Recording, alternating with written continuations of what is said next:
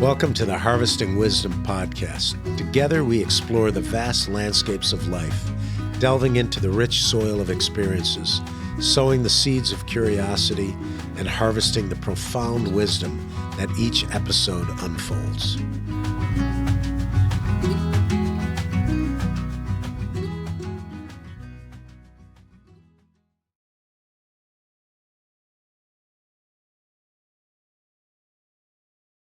Hello and welcome to another episode of Harvesting Wisdom. I'm Diana Kruzman. I'm a journalist covering climate change, environmental issues, and I'm guest hosting the podcast while I'm here in Kyiv, Ukraine. And I have with me two guests who are going to be talking about green reconstruction. So the first is Irina Sokhodov, a member of the Ukrainian Green Building Council. She has extensive experience in Ukraine's recovery projects led by IC Ukraine, both as an energy modeling and green certification specialist and as a manager of these projects. The other is Olena Rybak, managing director of IC Ukraine, with a strong expertise in recovery projects in which she's been engaged for more than 10 years. Olena is also vice chair of the board of the European Ukrainian Energy Agency, which is also contributing to the reconstruction of Ukraine. Great, so thank you again both for being here. So the first question I wanted to ask is about your personal story and how you started working on these issues of green reconstruction, and what were you working on before the war, and then how did that translate into now this focus on green reconstruction? So whoever feels like starting can start. I can start here a little bit by saying, well, basically it's an engineering consulting company. We're originally an Austrian company, but the idea was always to grow in a sustainable way and establish the expertise here, bringing best international practices and top Ukrainian competences, like Irina, for example, here sitting next to me. So basically before the war, before the full-scale invasion, we have been a lot working with the international funding, so various international financial organizations and donors supporting pretty much in the early years the energy efficiency reforms, bringing energy efficiency on agenda, testing, integrating first renewable energy projects into the municipal infrastructure and so on. So basically since we registered the company in 2013, before that there was quite a few project-related activities, and since then we have implemented classic thermal rehabilitation programs and projects in various cities in at least 30-40 communities at those times, and this is like kindergartens, schools, hospitals, polyclinics. You take fully rehabilitate them, modernize them, and then they continue living their lives, right? And basically with the full-scale invasion, the donors and FIs started doing a lot of repurposing in funding, and of course they started paying attention more, initiating projects related, for example, related to housing for internally displaced people. So we did a number of those in both reconstructing in a sustainable way the old or existing buildings and repurposing them for housing needs, and new construction. So we have, for instance, in 4 of our cities, we are managing NEFCO projects, EU funded but NEFCO managed projects where we are a consultant in 4 cities for the new construction. This is grant programs where cities receive grant funding, do the land allocation, do provide, of course, certain local contribution, but in principle this will be the new homes of people who have lost theirs or had to leave their households. And of course, with that came reconstruction of critical infrastructure. Also, EU is very actively funding we're, for instance, managing a program in Kyiv region with 12 communities where we're doing heat or water related projects, so very different complexities. Somewhere you're just changing a little bit of pipes, somewhere you're constructing new wastewater treatment plants and facilities. All that as much as possible in a sustainable way. So setting targets that would be slightly higher, at least slightly higher, but normally we go beyond that than the Ukrainian baseline, which would be energy efficiency class C, right? And yes, and from there, I guess what would be an interesting case, this is Ira's, partially Irina's initiative with the EDGE certification in new building. Yeah. Maybe you can say a little bit. So when I joined the company, I started to work immediately in green building certification and energy modeling. So before full-scale invasion, I would say my focus was working more with the private clients, also with the private, I would say, companies. And of course, like having the experience with green building certification, it's nice to use it also for the public building reconstruction, or for example for housing, for ADP. Therefore, after full-scale innovation, we are also looking to use this knowledge or this experience in the EU-funded projects, for example, managed by NEFCO. Of course, we are interested to certify some of the projects that we are helping to implement, and to use the sustainability strategies and approaches for building either new construction or rehabilitation as well. Mm-hmm. Right, thank you.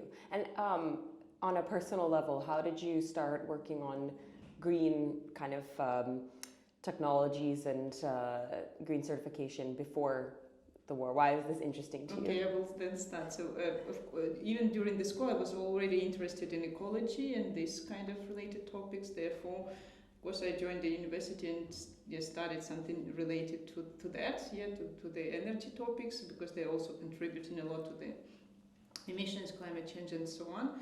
And after working a bit as I would say, university professor, associate professor, I decided to join IC in 2018 and to gain also a practice that I then can share with students as well.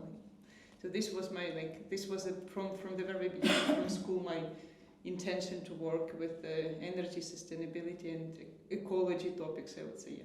I had no intention, but in my case it just happened, because I'm not an engineer by the background. I have business education. And in 2008 I was managing the Swedish project, a Swedish finance project for business development between Swedish and Ukrainian companies. And Sweden was at that time starting to preside in the European Union. And they set priorities for Ukraine, one of which was energy efficiency. There was agriculture, energy efficiency, and something else, the third one. But so basically we started bringing delegations, initiating projects in district heating. And Swedes are, of course, technologically they're super in district heating systems and strong adepts of district heating. And their messages still hang with part of Ukrainians, because we're shuffling back and forth. Shall we go more into the individual solutions or keep this obsolete, very expensive systems? But the philosophy there was keep it, invest in it, because in the long run it's still more expensive, especially in the cities setup. And then after that was over, we were founding, my friends initiated this establishment of European Ukrainian Energy Agency, because we realized there is no NGO or market leader who would take the leadership for energy efficiency and renewables and bring this to the market. We had quite a few business associations, but no one wanted to pick up these topics. And this is where we stepped in, and in 2009. And yes, therefore we're still there and still there on the board, but we still have renewables as a priority, but energy efficiency we in the last 3-4 years had to a little bit broaden up to recovery initiatives, because now they of course go both jointly together.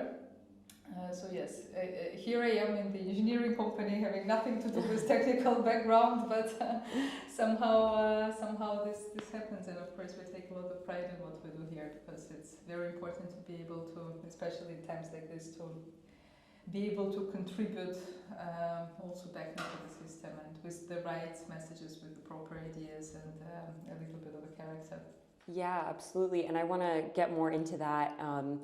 Kind of specifically with recovery, but I also want to know just about the situation in Ukraine before the war.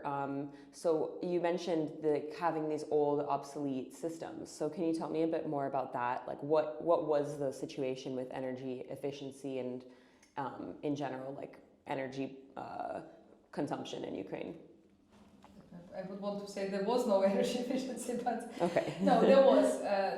There was, but it's still difficult, right? Because I remember, when we founded the European Ukrainian Energy Agency, in 2010 we did our first annual event. We call it Energy Day, and we still do it. The next one is in November. But we had the first panel, we always had like political panel, then energy efficiency, renewables focuses, and the finance. And the first panel, I remember like it was yesterday. I had 10 people on the first panel, the craziest panel I have ever did. And there was like 3 country managers of all top IFIs, World Bank, EBRD, whoever else was there. I had at least 3 ambassadors, 1 deputy minister in Ukraine, deputy minister of energy, but it was impossible to get them ever anywhere anyhow. And if you ask people, the journalists from Brussels moderating, and everyone who looked at the panel said, "What is this craziness?" Because you were inviting, I don't know, 6 people, and then 10 others want to join when they see the names, and this is what happened, and I could not say no. But anyhow, what came out of this, and this was my introduction to how awareness raising on political level works, not to say lobbying or in a good sense lobbying, because each one of those 10 speakers, in principle, in the time that we had, they couldn't say too much. But whatever they could say was that energy efficiency has to become national priority, and everyone repeated this. And this is the first time in history, I think, at that time, and we had quite a bit of history of Ukraine's independence when we had media headlines going out saying energy efficiency has to become national priority, because when you have people of certain level repeatedly saying that, and everyone gets quoted.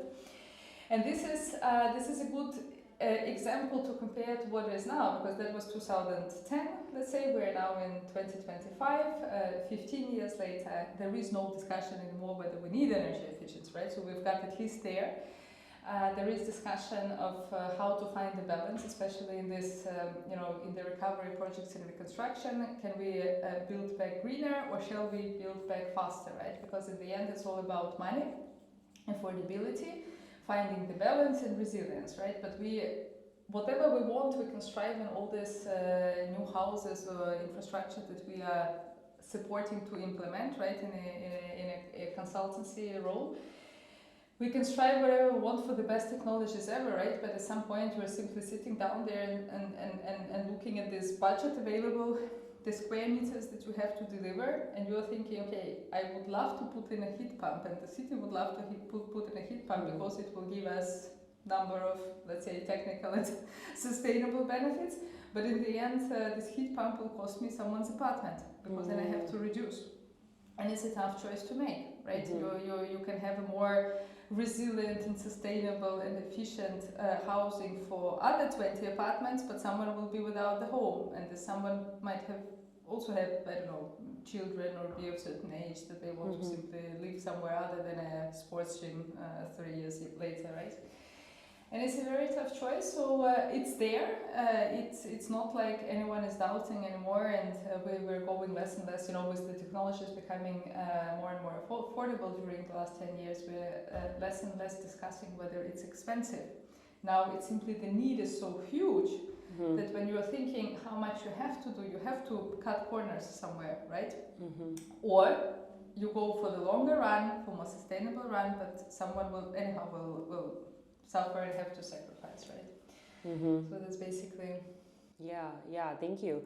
And who is kind of in charge of making those decisions, about what you prioritize, what you sacrifice? I know you said that, this panel was kind of the first time that this was even talked about, but now how prevalent is this conversation on like the national level? It's difficult to say. Of course, on the national level, they have so many other things to deal with that they're operating different terminologies. So no one is operating terminology anymore, energy efficiency, renewables, right? It's diversification and energy security. And from there, you have already other solutions. And it's not only integration of renewable, I don't know, solar panels or wind park projects and so on. That also. But there are also, I don't know, defense and security issues around the energy infrastructure, or diversification of energy resources to whichever extent possible. So on the national level, it's there. They simply, but we have to distinguish of all these bright ideas that exist on the national level and how much comes actually down to the local level. And here maybe Ira can tell a little bit more. When we do get to the point of the city and we have this donor and the city and us and requirements of the donor, we want a certain performance on this new infrastructure, whatever it is, house or a district heating plant or wastewater treatment facility. And there is a certain decision-making level. Yeah, I can definitely comment on the building level, for example, for buildings. Each of the donors are having their eligibility criteria, and depending on what kind of donor is that, the eligibility criteria can be different. It can be 10-20% reduction in the primary energy consumption or in the greenhouse gas emission or in the final energy consumption, so then the donor dictates the requirements to the building. Or there might be a requirement to implement the green component like heat pumps or solar roof-based system or whatever, so this kind of requirements. When it comes, I would say, to the more financing coming from, not from the donors, from the state, I would say, or from authority, typically they're sticking to the national legislation, which is still pretty, I would say, okay, because it's, I would say, more or less in line with the EU legislation. We also recently received our requirements for nearly zero energy buildings. Finally, we were waiting for that for a long period of time. It is still not mandatory, so it's not obligatory to reconstruct or to build building with this approach. But we hope that after some pilot runs, pilot projects, the market is going to be ready to do it as a mandatory choice, I would say, for the new, at least for the new construction and reconstruction project, first managed or financed by donors or by authorities, I would say, and then for the private business as well. What is you said nearly zero energy? What does that mean? It means that, so this is, the European Union already moved a bit forward. They are implementing zero emission buildings. Okay. And in the previous version of EU directive for energy efficient buildings, they first introduced the nearly zero energy buildings. So basically this is the buildings that they are consuming much less energy compared to the ordinary buildings, or just meeting the norms. And this little amount of energy that is consumed by these buildings are in great extent, I would say, covered by the renewables energy, either from locally produced renewable energy sources like PV or heat pumps or solar thermal, or for example from the district heating that is then have to prove that it's producing from a biomass boiler or any other kind of renewables. So this is basically the approach, and we hope that in the coming years we will have some pilot projects both for new construction and reconstruction, and it can set the example to the others, to implement this kind of approach for either new construction or reconstruction of buildings. Yeah. No, that was going to be actually my next question, was about the energy source, because how much of it is you having to plug into the grid with these reconstructed buildings, in which case, the grid mix determines the energy source, and how much is it more localized and like you're building renewable energy that complements the building? Here I can comment. It depends on the region. Okay. So basically, I would say, for example, in Kiev, it's more like district heating, right? In the western part of Ukraine, it's more like individual. So, for example, each of the schools or each of the buildings having their oven gas boiler, for example. So it really depends, I think, on the background and history of each region. For example, I don't know, the huge or large industrialized cities, they're typically district heating approach, basically using the district heating approach, and the other regions are using more the individual sources approach, which can have, both of the approaches can have some benefits and drawbacks, of course, and there is always, as Elena mentioned, the discussion whether to keep the district heating, whether to modernize it, whether to improve it, and so on, and it can be the renewable energy or reliable energy, and so on. So this is a tough question that I will not be able to answer, but definitely. And we also, for example, when we started, we also did some studies how to reach the, for example, nearly zero energy building standard. And of course, if you have any district heating connection, it's better if the district heating company already introduced some renewable, and then you can claim or you can take the credit that this district heating is using for example, maybe waste to energy, maybe biomass boilers, maybe huge or big heat pumps and so on. And then you can say there is no need to implement, for example, heat pumps on site. Then you're just connected to the district heating. You may be paying even more if it is a district heating or like renewable energy certificates or whatever, kind of things. But you still take the benefit that you are like covering 60 whatever % of your energy consumption from the renewable energy sources. So I think it's good to have both the building level renewable energy sources and also to be able to be connected to the district energy that can provide also the renewable energy. And I know that, for example, in America, like in the lead, there is a trend to do the all electric building, like to switch from I don't know, like from the heating or water-based heating, right? For example, to the all electric building, but then either you're also producing a lot of energy on site, for example, from PV, or the grid is then being modernized, and then the grid should provide you a lot of renewable energy. So it can be like both directions. So you can pick also doing it yourself and also to be connected to the grid that is then providing you this kind of benefits. I think we're also here in a very interesting stage to understand, because I don't remember, I think approximately 10 years ago our government and the national operator, after all these discussions, renewables, blah blah, finally came up with the figure of what our grid can handle. And probably has nothing to do with our grid at the moment with all the destruction, but in principle the figures was that we could balance up to 1.5 to 1.5 gigawatts of solar PV and 1.5 of wind energy. So whatever happens comparatively now it's a little bit easier because we're interconnected to the European grid, so we have these balancing capacities even a little bit better, but the destruction is huge. But when it comes to solar, we have outsourced this already, and it was massive also in the last 5, but mostly in the last also these 3 years, because when we saw what is happening with the energy and the blackouts and so on, this trend for even small-scale PV installations, so private households, public buildings, roof solar, and hospitals, all the critical infrastructure. These are small, 50, 70, 100 kilowatts. And then they consume whatever they can locally, so they can secure the source, the renewable energy source, as long as it's shining bright outside, right? And then whatever remains there somehow feeding into the grid. But then also huge industrial scale, new greenfield developments appeared. And in principle, with all of that, we are already, I think, beyond 1.5, if not then very, very close to these capacities.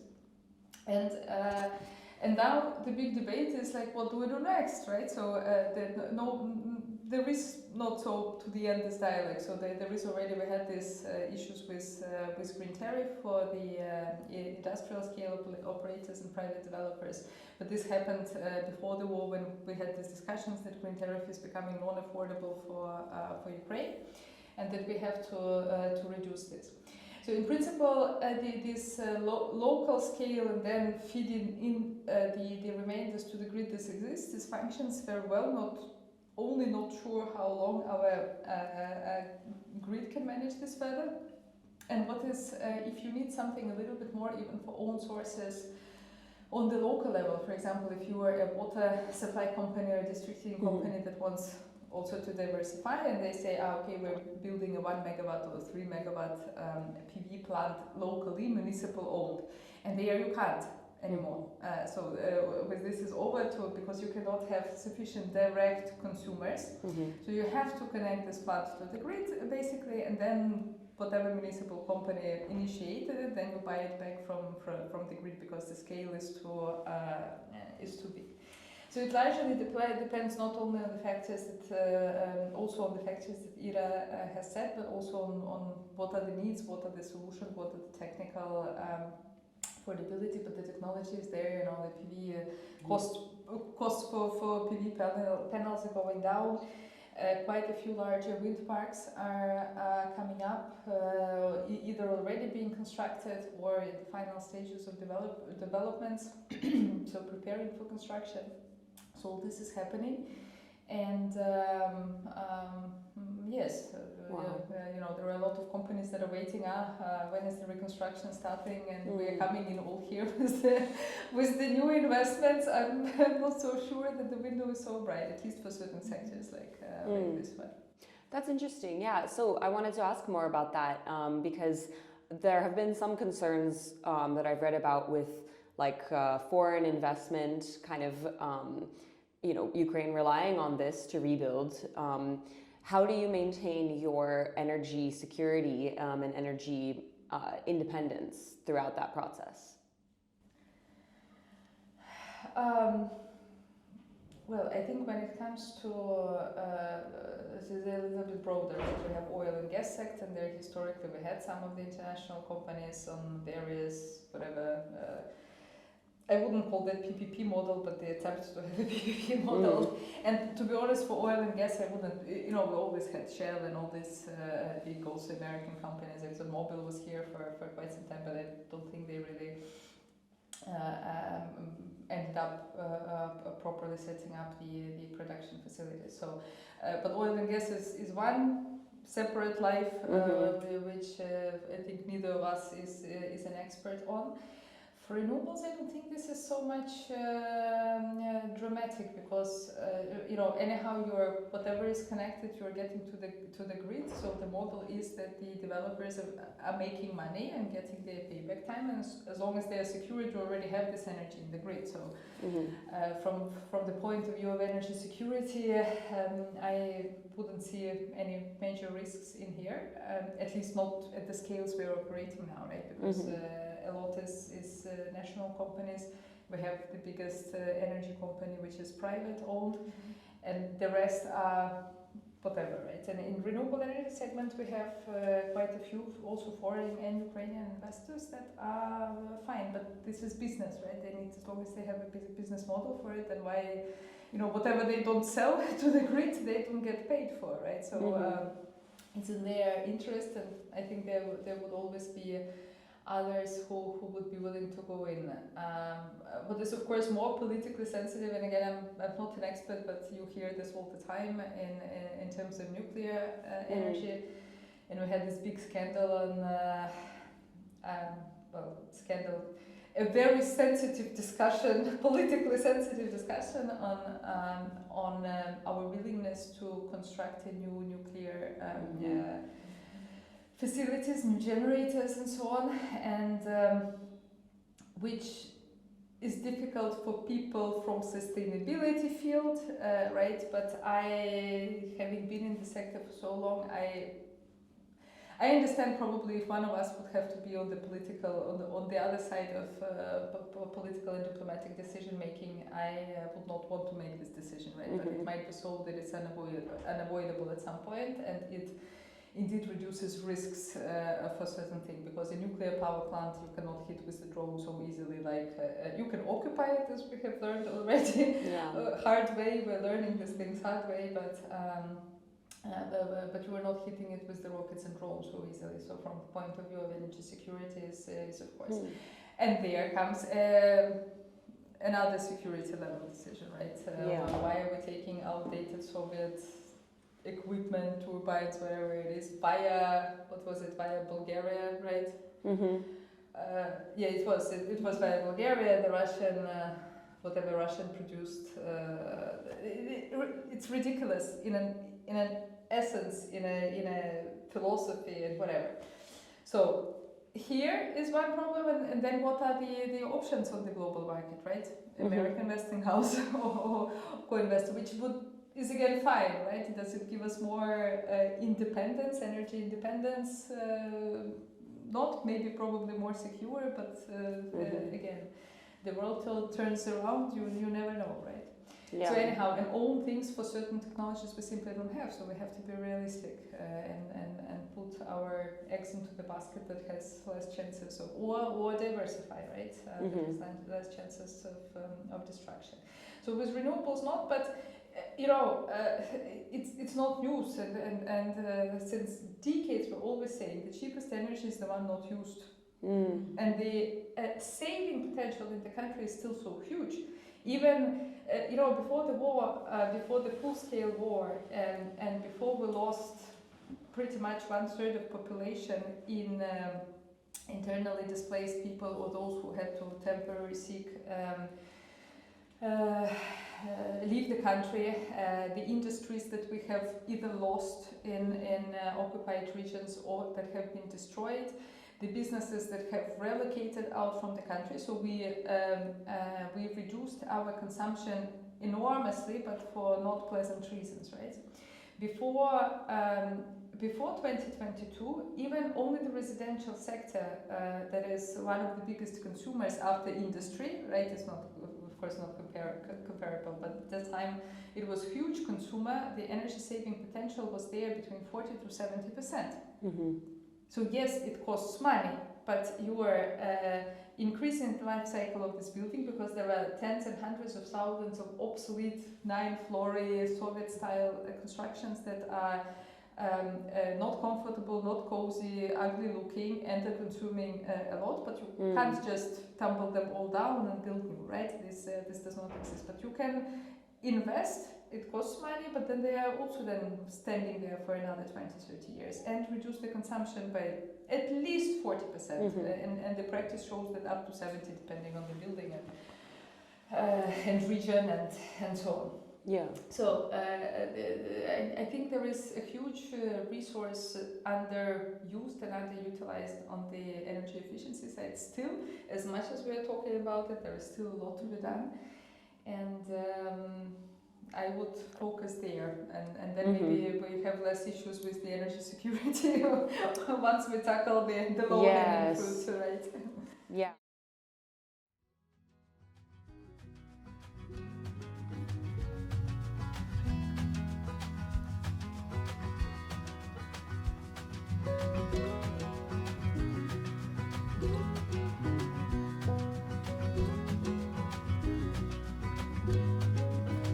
Thank you for joining the Harvesting Wisdom podcast. Click subscribe and like for ongoing insightful conversations. Explore our webpage for show notes and additional resources. Visit our guests' webpage for deeper insights. Your engagement is the foundation of our journey, and until next time, keep pursuing wisdom.